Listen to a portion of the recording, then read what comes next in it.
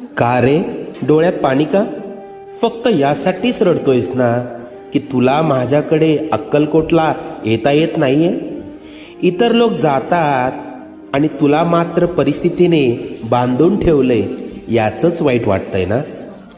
तू अक्कलकोटला येऊन त्या गर्दीत मला शोधतोस, पण मी मात्र तुझ्या घराच्या देव्हाऱ्यात मांडी घालून बसलोय. बाळा, मी अक्कलकोटला राजा म्हणून बसतो, लोकांची संकटे दूर करायला.